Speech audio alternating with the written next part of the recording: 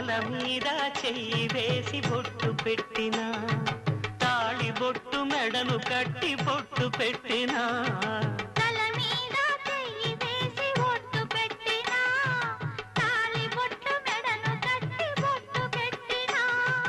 సన్ని కళ్ళు తొక్కినా సప్త పదులు మెట్టినా